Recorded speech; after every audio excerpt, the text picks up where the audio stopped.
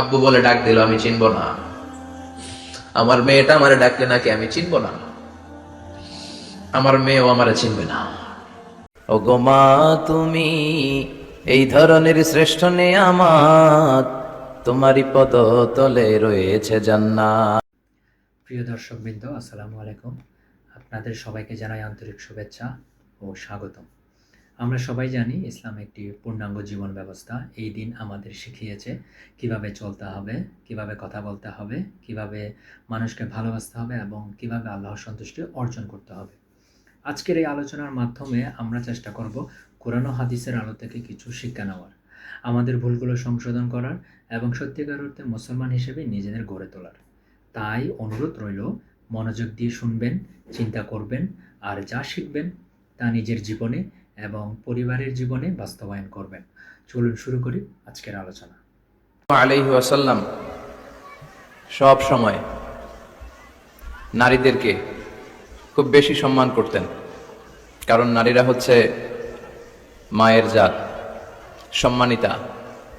আর বিশ্বনবী বলেছেন, আল জান্নাতু তাহতা আকদামি উম্মাহাতিকুম, তোমাদের মায়ের পদতলেই তোমাদের জান্নাত। কোনো পুরুষের পায়ের নিচে জান্নাত, পিতার পায়ের নিচে জান্নাত, এই মর্মে কোনো হাদিস খুঁজে পাওয়া যায় না। কিন্তু নারী জাতিকে এতটাই মর্যাদা দেওয়া হয়েছে, বিশ্বনবী বলেছেন তোমাদের মায়ের পায়ের নিচে জান্নাত। এই পৃথিবীটাকে যদি 1000 বারও বিক্রি করা হয় তাহলে জান্নাতের একটা চেয়ারের দাম হবে না। এই পৃথিবীকে কয়েক লক্ষ বার বিক্রি করে দিলেও জান্নাতের একটা টেবিলের দাম হবে না। আর যে জান্নাত মায়ের পায়ের নিচে পড়ে আছে, তাহলে ওই পা দুইটার দাম কত? ওই পায়ের দাম টাকা দিয়ে কিনা যাবে না, তাই না? ও গো মা, তুমি এই ধরনের শ্রেষ্ঠ নেয়ামত, তোমারই পদ তলে রয়েছে জান্নাত। ও গো মা, তুমি এই ধরনের শ্রেষ্ঠ নেয়ামত, তোমারই পদ তলে রয়েছে জান্নাত। 3টা কারণে আল্লাহ তাআলা মায়ের মর্যাদা বাড়িয়ে দিয়েছেন পিতার চেয়ে। 3টা কারণে মায়ের মর্যাদা বেশি। নাম্বার 1 হচ্ছে হামালাতহু উম্মুহু, বাবা সন্তানকে পেটে ধরেনি, পেটে ধরেছে কে? মা। ওয়াহানান আলা ওয়াহান, ব্যথার পরে ব্যথা, যন্ত্রণা, জ্বালা, কষ্ট। পেটের এই কষ্টটা, সন্তান ধারণের প্রসবের কষ্টটা বাবা সহ্য করেনি, করেছে কে? মা। ওয়াফিসালুহু ফি আমাইন, 2 বছর বাবা দুধ খাওয়ায়নি, দুধ খাওয়ালো কে? মা। এজন্য মায়ের মর্যাদা বেশি। এজন্য সব সময় বিষ্ণু ঈসা ইসলাম নারী জাতিকে সম্মান দিতেন। বিশ্বনবী নিজের মাকে বেশি দিন পাননি। বিশ্বনবীর বয়স যখন 6, তখন ওনার আম্মাজান পৃথিবী থেকে ইন্তেকাল করেন। মায়ের কবরের সামনে দাঁড়িয়ে বিশ্বনবী শেষ বয়সে অনেক কেঁদেছেন। বিশ্বনবী একবার জিআররানা নামক জায়গায় কুরবানির গোশত বিতরণ করছিলেন, লম্বা লাইন। হঠাৎ তিনি লাইন থেকে একজন বয়োবৃদ্ধা মহিলাকে আলাদা করলেন, আলাদা করে বড় একটা গোশতের প্যাকেট দিলেন। নিজের গায়ের চাদরটা খুলে মহিলাটাকে বসতে দিলেন। মহিলাও বিশ্বনবীর মাথায় হাত বুলিয়ে দিল। সাহাবারা তো অবাক, কে এই মহিলা যে বিশ্বনবীর চাদরের উপরে বসে, বিশ্বনবীর মাথায় হাত বুলিয়ে দেয়, বিশ্বনবী যাকে এত শ্রদ্ধা করে। সাহাবারা বললেন, ইয়া রাসূলুল্লাহ, মান হাযিহিল মারআ, এই নারীটাকে? বিশ্বনবী বললেন, এই নারীটা হচ্ছে আমার দুধমা হালিমা। মায়ের আদর আমি পাই নাই, এই হালিমাতু সাদিয়ার কাছে আমি লালিত পালিত হয়েছে, তার দুধ খেয়ে আজকের আমি তরতাজা নবী মুহাম্মদ। এজন্য বিশ্বনবী নারীদেরকে খুব বেশি পছন্দ করতেন। বিশ্বনবী বলতেন, হুব্বিবা ইলাইয়া মিন দুনিয়াকুম সালাস, তোমাদের এই দুনিয়ার 3টা জিনিস আমার কাছে সবচেয়ে বেশি পছন্দনীয়। এক হচ্ছে আত্তিব, পারফিউম, আতর। বিশ্বনবীর কেউ আতর দিলে বিশ্বনবী ফিরিয়ে দিতেন না, আতর নিতেন। নাম্বার 2 হচ্ছে আন-নিসা, নারীরা। নারীদেরকে বিশ্বনবী পছন্দ করতেন আর বলতেন, আমাকে কোনো ছেলে দিয়ে আল্লাহ দুনিয়াতে বাঁচিয়ে রাখে নাই, তাদেরকে আল্লাহ কেড়ে নিয়েছে, তুলে নিয়েছে, কিন্তু আল্লাহ আমাকে মেয়ের বাপ বানিয়েছে, আলহামদুলিল্লাহ। আমাদের সমাজে অনেকে কন্যা সন্তান হলে আমরা খুশি হতে চাই না, এরকম আছে না নাই? ছেলে হলে খুব খুশি, এলাকার লোকজনদেরকে, পাড়ার লোকদের মিষ্টি খাওয়ায়, বিরিয়ানি খাওয়ায়। আর মেয়ে হলে চেহারাটা বাংলা 5-এর মতো এরকম করে রাখে, অখুশি, নারাজ। কিন্তু বিশ্বনবী বলেছেন, মিন বারাকাতি আল মারআ তাফকিরুহা বিল ইনাস, কোন নারী সে কি বেশি বরকতময় না কম বরকতময়, এটা দেখার জন্য দেখো তার প্রথম সন্তানটা ছেলে না মেয়ে। তার গর্ভের প্রথম সন্তান যদি কন্যা হয়ে যায়, বুঝতে হবে এই মহিলাটার ভেতরে বরকত দিয়ে পরিপূর্ণ করে দিয়েছে কে? আল্লাহ পরিপূর্ণ করেছে। তাহলে কোনো ঘরে যদি প্রথম কন্যা সন্তান আসে, ওই ঘরটা আল্লাহ বরকতময় করে দেয়। যতটা কন্যা বাবার জন্য ততটা জান্নাত। সুবহানাল্লাহ, যতটা কন্যা ততটা জান্নাত। এরপরে যখন কারো স্ত্রী হয়ে যায়, ইসলাম বলে খাইরুকুম খাইরুকুম লি আহলিহি, তোমাদের মধ্যে ওই ব্যক্তি, ওই পুরুষ আল্লাহর কাছে বেশি সেরা যে তার স্ত্রীর কাছে সেরা। এজন্য সম্মানিত ভাইয়েরা, যারা আমার কথা শুনছেন, আমরা যদি আল্লাহর কাছে প্রিয় হতে চাই, আমরা কিন্তু আমাদের স্ত্রীদের কাছে প্রিয় হতে হবে, স্ত্রীদের সাথে ভালো সম্পর্ক রাখতে হবে। স্ত্রীকে আগে সালাম দেন, স্ত্রীকে ভালোবাসুন, স্ত্রীর নানা ধরনের কাজের প্রশংসা করুন, দেখবেন ঘরটা জান্নাতের টুকরা হয়ে গিয়েছে। এরপর আপনার স্ত্রী যদি সন্তান সম্ভবা হয়, ইসলাম বলে বাচ্চা ডেলিভারি দিতে যেয়ে যদি কোনো মা দুনিয়া থেকে বিদায় নেয়, আল্লাহ তাআলা কিয়ামতের দিন ওই নারীকে শহীদদের কাতারে দাঁড় করিয়ে দিবেন, তিনি শাহীদা। আর সহি সালামতে যদি বাচ্চা ডেলিভারি হয়ে যায়, ইসলাম বলে আল জান্নাতু তাহতা আকদামি উম্মাহাতিকুম, তোমাদের এই মায়ের পায়ের নিচে তোমাদের জান্নাত আমি লিখে দিলাম। সুবহানাল্লাহ। তো কত মর্যাদা ইসলাম বাড়ালো, বাড়াতে বাড়াতে নারীর মর্যাদা কোথায় নিয়ে গেল। শুধু ইসলাম মর্যাদাই নারীকে দেয় নাই, ইসলাম দিয়েছে নারীকে অধিকার। কি দিয়েছে? এখন অনেকে পত্রপত্রিকায়, মিডিয়াতে, টক শোতে ওরা বলতে চায় ইসলাম নারীকে ঠকিয়েছে, ইসলাম নাকি নারীকে অধিকার দেয় নাই। আমার প্রিয় বোনেরা, যাদের কানে আমার মাইকের আওয়াজ যাচ্ছে, খবরদার এই সমস্ত ধোঁকাবাজদের কথা শুনবেন না। এরা অধিকারের আড়ালে আপনাদেরকে ঠকাতে চায়, এরা নারীকে বিজ্ঞাপনের পণ্য বানাতে চায়। পত্রপত্রিকায় একটা পেজ থাকে বিনোদন, ওই পেজে আপনাদেরকে অসম্মান করা হয়, ঠিক কিনা? নারীর সম্মান তখন ফুটে ওঠে যখন নারীর গায়ে থাকে হেজাব, যখন নারীর দেহে শোভা পায় পর্দা। এই হেজাব আর পর্দা নারীর অধিকার, এই হেজাব আর পর্দা নারীর অহংকার, এই হেজাব আর পর্দা নারীর আভিজাত্যের প্রতীক, এই হেজাব আর পর্দা নারীর রুচির প্রতীক। একটা নারী কতটা ভদ্র, কতটা ডিসেন্ট ম্যানারের, কতটা রুচিশীল, কতটা মার্জিত, এটা তার পোশাকে শোভা পায়। তার পোশাক দেখলে বোঝা যায় এটা কোন ঘরের মেয়ে, এটা কোন বংশের মেয়ে, এটা কোন এলাকার মেয়ে, তার বাবা কেমন, তার দাদা কেমন, তার ফ্যামিলি স্ট্যাটাস কেমন, তার পোশাক এটা বলে দেয়। এজন্য হেজাব আপনার অহংকার, আপনার অধিকার, আপনি বুঝে নেন। নারী অধিকারের কথা যারা বলে এরা আপনাদের ঠকায়, এরা আপনাদেরকে বানায় বিনোদনের পণ্য, বিজ্ঞাপনের পণ্য, বিলবোর্ডের পণ্য। রূপালী পর্দায় নেকেড উলঙ্গ অবস্থায় আপনাদেরকে প্রদর্শিত করতে চায়, গল্প কবিতার উপন্যাসে আপনাদের সম্ভ্রমহানি করতে চায়। যারা এই নারী অধিকারের, নারী স্বাধীনতার কথা বলে, এদের ঘরের নারীরাই বেশি নির্যাতিতা। খুঁজে দেখবেন পত্রপত্রিকায় আমরা প্রায়ই দেখি, এদের হাতেই এদের ঘরের কাজের মেয়েগুলো নির্যাতিতা হয়। এজন্য নারীদেরকে সম্মান দিয়েছে ইসলাম, শুধু সম্মান, স্ট্যাটাস আর মর্যাদাই দেয় নাই। খেয়াল করে শুনবেন বোনেরা, ইসলাম আপনাদেরকে দিয়েছে অধিকার, আপনাদের অধিকারগুলো বুঝে নেবেন। কি অধিকার দিয়েছে আপনাদেরকে? ইসলাম আপনাদেরকে দিয়েছে ইবাদতের অধিকার। আপনি ইবাদত করবেন, আপনার বাবা, আপনার স্বামী আপনাকে বাধা দিতে পারবে না। বিশ্বনবী বলেছেন লা তামনাউ ইমা আল্লাহি মাসাজিদাল্লাহ, খবরদার আল্লাহর দাসীদেরকে আল্লাহর ঘরে যেতে বাধা দিও না। মহিলাদেরকে মসজিদে যেতে বাধা দেয়া যাবে না, কিন্তু আমাদের দেশে বাধা দেয় কি দেয় না? জুরিতে কি অবস্থা? হ্যাঁ, যেতে দেয় না, ঠিক না বলে, তাই না? কিন্তু শপিং মলে যাইতে দেয়, পয়লা বৈশাখ পালন করতে দেয়, 31st নাইটে নাচানাচি করতে দেয়, 21শে ফেব্রুয়ারিতে ফুল নিয়ে যেতে দেয়। আর ভালোবাসা দিবসের তো কোনো কথাই নাই। 14ই ফেব্রুয়ারি ওই দিন নিয়ে মুখ খোলে না, 31st নাইট নিয়ে মুখ খোলে না। শপিং মলে গেলে নারীদের কারণে চলাই যায় না, এমন ভাবে চলে, ওইটা নিয়ে কথা বলে না। কিন্তু হেজাব পরে পুরুষ ঢুকবে এক রাস্তা দিয়ে, মহিলা ঢুকবে আরেক রাস্তা দিয়ে, ওইটার ব্যাপারে নাকি ফিতনা শুরু হয়ে যায়। এগুলো মূর্খ, এগুলো বুঝে না। ফিতনা হবে কেন? আপনি সিকিউরিটি দিবেন। বিষ্ণু বলেছেন, দেখেন কি অধিকার দিল, লা তামনাউ ইমা আল্লাহি মাসাজিদাল্লাহ, আল্লাহর বান্দীদেরকে আল্লাহর ঘরে যেতে বাধা দিও না। বাবাও বাধা দিবেন না, স্বামীরাও বাধা দিবেন না। আস্তে আস্তে আস্তে আস্তে করে সমাজে এই পরিবেশ গড়ে তোলেন।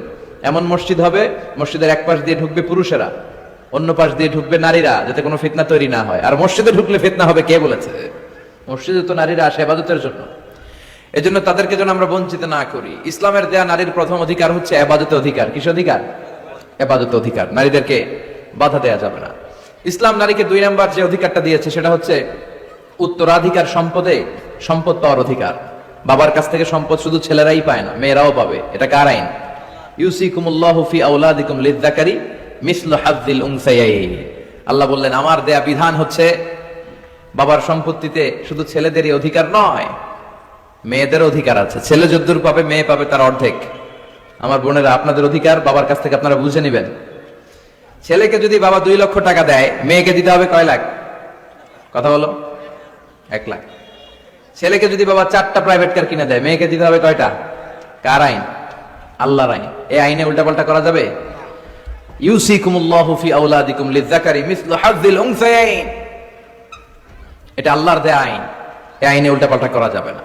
নারীদের অধিকার আছে সম্পদে। অনেক বাবা মা ছেলের হাতে সব তুলে দেয়, মেয়েকে কিছুই দেয় না, বলে মা তোর জন্য দোয়া করে দিলাম। কি করে দিলাম? দোয়া। তো দোয়া শুধু মেয়েদের জন্য কেন? ছেলেকেও তো দোয়া করবেন। ওয়ালাইকুম আসসালাম, বসেন। ছেলেকেও দোয়া করবেন, মেয়েকেও দোয়া করবেন। যে যেটা পাওয়ার উপযুক্ত প্রাপ্য, তার প্রাপ্যটা তাকে বুঝিয়ে এরপরে হাত তুলে দোয়া করবেন। তাহলে ইসলাম নারীকে ঠকায় নাই। অনেক মা আছে ছেলের পাতে ভালো ভালো খাবার দেয়, মেয়েকে ঠকায়, আছে না নাই? জুরিতে বোধহয় এগুলো চলে না। ছেলের পাতে দেয় মুরগির রান, মেয়ের পাতে দেয় মুরগির ঠ্যাং। কিতা খাও তোমরা? ঠ্যাং খাওনি? হ্যাঁ, ট্যাং। তো ছেলের পাতে মুরগির রান, মেয়ের পাতে মুরগির ঠ্যাং। আহা, তো মেয়ের কি মুরগির রান খেতে মনে চায় না? চায়। যেই মা, যেই বাবা ছেলের পাতে মুরগির রান দেয়, মেয়ের পাতে মুরগির ঠ্যাং দেয়, ওই দেখবেন অনেক সময় ওই মা বাবার শেষ জীবনটা ছেলের বাড়িতে কাটে না, কাটে মেয়েদের বাড়িতে। প্রকৃতির একটা রিটার্ন আছে, আল্লাহর একটা খেলা আছে, ওই খেলাটা আল্লাহ খেলে দিবে শেষকালে। আল্লাহু আকবার। তাহলে ইসলাম নারীকে দিয়েছে ইবাদতে অধিকার, ইসলাম নারীকে দিয়েছে সম্পদে অধিকার। ইসলাম নারীকে 3 নম্বর যে অধিকারটা দিয়েছে, আল হুকুক ফিল মাহার, মোহর পাওয়ার অধিকার। প্রতিটা নারী বিয়ের সাথে সাথে তার হাজবেন্ডের কাছে মোহর আনার অধিকার আছে। সুবহানাল্লাহ। ওয়া আতুন নিসা সাদাকাতিহিন্না নিহলা, তোমরা সন্তুষ্ট চিত্তে তোমাদের স্ত্রীর হাতে মোহরানা তুলে দাও। কার আইন? আল্লাহর আইন। এখন এই মোহরানাও নাই। মোহরানার উল্টা পিঠে আমরা ঢুকাইছি যৌতুক। কি ঢুকাইছি? আল্লাহ দিল মোহরানা, আমরা নেই যৌতুক। কত বড় ডাকাত! এগুলো ডাকাত। ছেলেটা কমনি? আচ্ছা, আলহামদুলিল্লাহ। এই মাহার আমরা দিয়ে দিব স্ত্রীর হাতে, এটা তার অধিকার। অনেক স্বামী স্ত্রীদেরকে বঞ্চিত করে, ঠকায়, আর মাফ চায়। কি করে? কত বড় ডাকাত! বাসর রাত হচ্ছে ভালোবাসার রাত, বেটা ভালোবাসা হবে খালি। ওই রাতে পাদের মাফ চাকে, মাফ করি দাওয়ারে। আহা, বুঝলো না ইসলামটারে, চিনলো না, শিখলো না। এজন্য মোহরানা দিতে হবে স্ত্রীকে। আল্লাহ বললেন নেহলা, সন্তুষ্ট চিত্তে দিবি, মনের মধ্যে যেন খুঁতখুঁতি না থাকে। ফ্যামিলিটারে বরকতময় করে দিবে কে? আল্লাহ ফ্যামিলিটারে বরকতময় করে দিবে। তাহলে মোহরানার অধিকার দেখেন কত অধিকার দিল। 4 নম্বর ইসলাম নারীকে দিয়েছে হুকুক ফিত তালিম, শিক্ষার্জনের অধিকার, জ্ঞানার্জনের অধিকার। জ্ঞান অর্জন শুধু আমরা করব না, আপনার ছেলেকে স্কুলে পাঠান, শুধু এতটুকু না, আপনার ছেলেকে এবং আপনার মেয়েকে উভয়কে স্কুলে পাঠান। আপনার ছেলেকেও মাদ্রাসায় পাঠান, মেয়েকেও মাদ্রাসায় পাঠান। জ্ঞান অর্জন তার অধিকার। বিষ্ণু বলেছেন তলাবুল ইলমি ফারিদাতুন আলা কুল্লি মুসলিম ওয়া মুসলিমা, প্রত্যেক মুসলিম নারী পুরুষ উভয়ের জন্য জ্ঞান অর্জনকে ফরজ করে দিয়েছে কে? এটা ফরজ। পুরুষরাও যেমনি শিক্ষিত হবে, নারীরাও শিক্ষিত হবে। নারীর শিক্ষিত হতে কোনো বাধা নাই, যে কোনো পেশা গ্রহণে নারীর বাধা নাই। শর্ত হচ্ছে নারীকে হেজাব মেনটেন করতে হবে, পর্দা মেনটেন করতে হবে, তার সেফটি এন্ড সিকিউরিটি এটা নিশ্চিত করতে হবে। তার ওয়ার্কিং প্লেসে যদি সেফটি সিকিউরিটি থাকে, হেজাবের সাথে সে ব্যবসায়ী হতে পারে, সে চাকরিজীবী হতে পারে, সে ডাক্তার হতে পারে, সে ইঞ্জিনিয়ার হতে পারে, সে সব হতে পারে। এই অধিকার নারীকে দিয়েছে কে? আল হুকুক ফিত তালিম, শিক্ষার্জনের অধিকার, জ্ঞানার্জনের অধিকার ইসলাম নারীকে দান করেছে। 5 নম্বরে ইসলাম নারীকে দিয়েছে হুসনুল মুআশারা, ভালো আচরণ পাবার অধিকার। ওয়া আশিরুহুন্না বিল মারুফ, আল্লাহর আদেশ, খবরদার স্ত্রীদের সাথে খারাপ আচরণ করো না, ভালো আচরণ করো। অনেক স্বামী আছে স্ত্রীর সাথে খারাপ আচরণ করে, কখনো হাসি দেয় না, মুখটা গোমরা করে রাখে, আছে না নাই? সব সময় ঝিরকি দিয়ে কথা বলে, রাগ দেখায়, বাবুগিরি দেখায়, সাহেবগিরি দেখায়, এরকম ডাকাইত আছে না নাই? বিশ্বনবীর মুখে সবসময় এক চিলতে হাসির ছোঁয়া লেগেই থাকতো। মা আয়েশা বলে, এত বছর বিশ্বনবী সংসার করলাম, একদিনও বিশ্বনবীকে আগে সালাম দিতে পারি নাই। সবসময় বিশ্বনবী আগে সালাম দিতেন। আপনারা ঘরে হাজবেন্ড যারা আছেন, 2-4 জনের দিকে যারা আছেন, ঘরে ঢুকেই স্ত্রীকে আগে সালাম দিয়ে দিবেন, আর স্ত্রীও সবসময় উৎ পেতে বসে থাকবেন যে দেখি আমি আগে দিতে পারি কিনা। এইভাবে আপনাদের মধ্যে যদি সালামের কম্পিটিশন হয়, ছেলে মেয়েগুলোরে আল্লাহ আল্লাহ বানাই দিবে কে? আমরা চাই আমাদের ফ্যামিলিগুলো জান্নাতি ফ্যামিলি হোক, আমাদের ছেলে মেয়েগুলো আল্লাহ আল্লাহ হোক। এজন্য আমরা যেন স্ত্রীর প্রশংসা করি, তার রান্নার প্রশংসা করবেন, সৌন্দর্যের প্রশংসা করবেন, তার যত ভালো দিক, তার মেধা, তার জ্ঞান, সবকিছুর প্রশংসা করবেন। ইয়াউমা ইয়াফিরুল মারউ মিন আখিহি ওয়া উম্মিহি ওয়া আবিহি ওয়া সাহিবাতিহি ওয়া বানিহি লিকুল্লি ইমরিইম মিনহুম ইয়াওমাইযিন শাআনুন ইউগনিহি। বিশ্বনবী বললেন, আয়েশা, সেদিনটা আজকের দিনের মতো নয়, ভয়ঙ্কর একটা দিন হবে। বাবা ছেলেরে চিনবে না, ছেলে বাবার চিনবে না, মা তার মেয়েরে চিনবে না, মেয়ে তার মারে চিনবে না। মা আর মেয়ের ভালোবাসার চেয়ে বড় ভালোবাসা হতে পারে? বাবা ছেলের ভালোবাসার চেয়ে বড় ভালোবাসা? স্বামী স্ত্রীর ভালোবাসার চাইতে বড় ভালোবাসা দুনিয়ায় আছে? স্বামী স্ত্রীরে চিনবে না, স্ত্রী স্বামীকে চিনবে না। কঠিন দিন, মানুষগুলো হুফাতান হয়ে দাঁড়াবে, নগ্ন পদ, পায়ে জুতা নাই। কিয়ামতের দিন যে আমরা দাঁড়াবো, জুতা থাকবে পায়ে? বাটা জুতা, অ্যাপেক্সের জুতা, গলফ পোলো ক্লাব আমেরিকান থাকবে? হ্যাশ পাপিস থাকবে? কিচ্ছু থাকবে না, কিছুই থাকবে না। দাঁড়াও, জুতা ছাড়া দাঁড়াও। নগ্ন পদ, আমাদের কারো পায়ে কোনো স্যান্ডেল নেই, জুতা নেই। 2 নম্বরে অরাতান, মানে নেকেট, মানে কি? উলঙ্গ। নোবডি বিলং এনি গার্মেন্ট, কারো কোনো ড্রেস থাকবে না, নেকেড হয়ে আমরা দাঁড়াবো, জন্মদিনের ড্রেস পরে। মা এসে বললেন, নবী এটা কেমন কথা, লজ্জা শরমের বিষয়।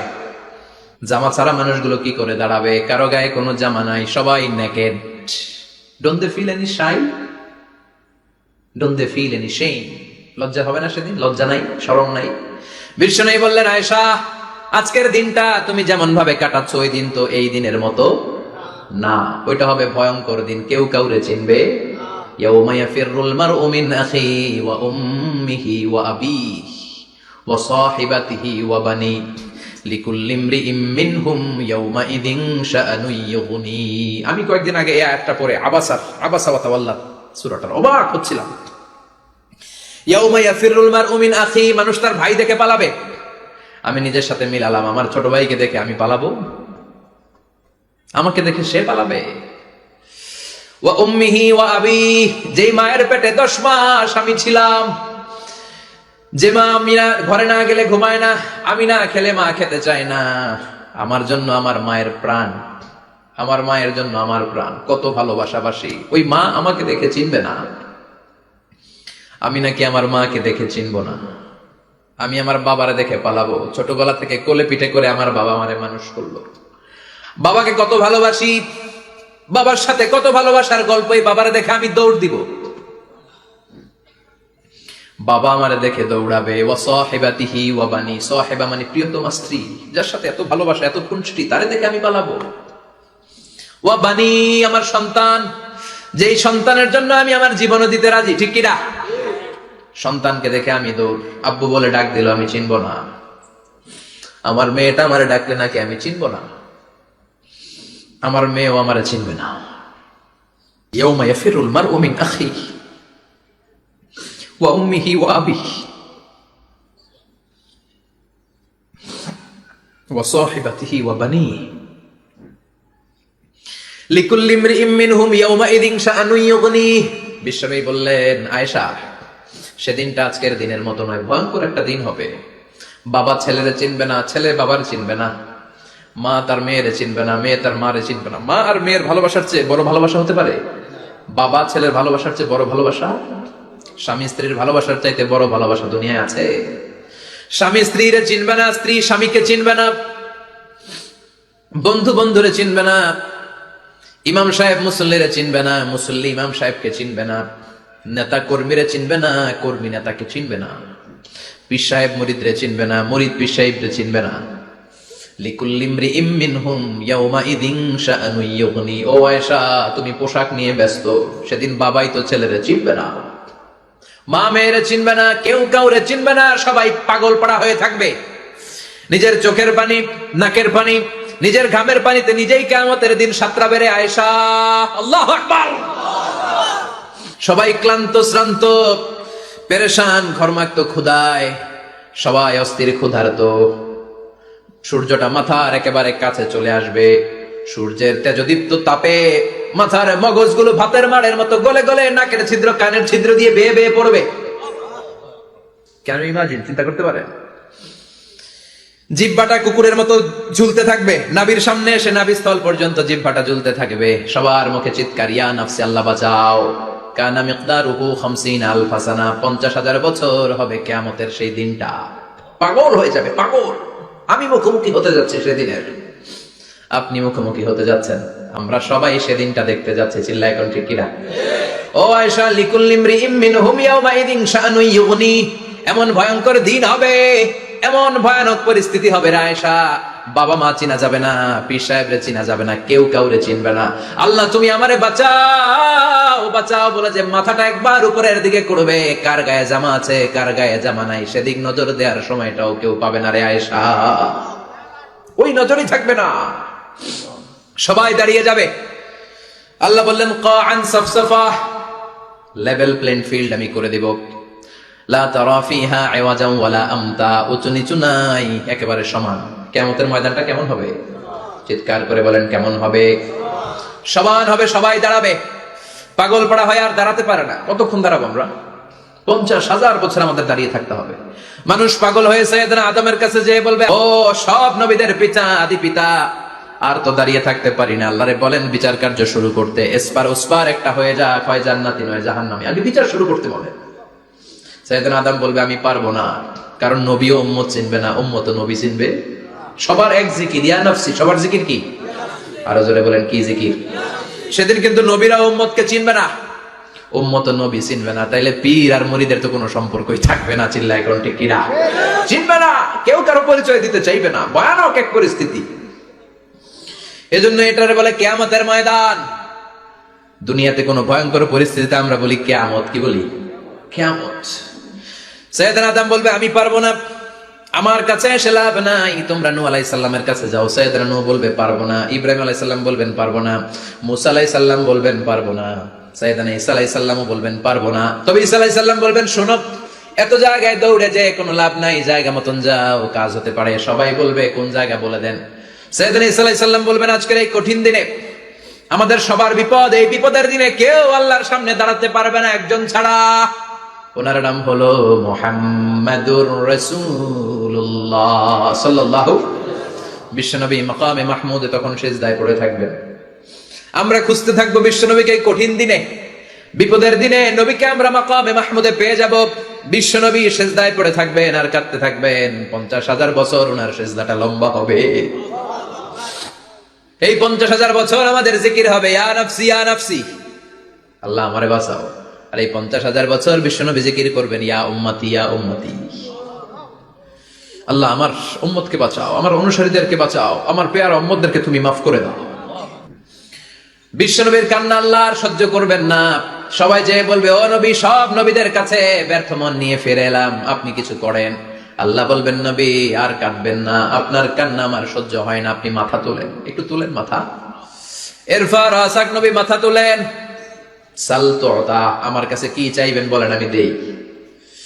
ওয়াশফা তুশাফা, শাফাত করেন ও নবী, যার জন্য সুপারিশ করবেন তবে তাদের জন্য সুপারিশ করা হবে যারা দুনিয়ার বুকে কোনো বেদাত তৈরি করে নাই।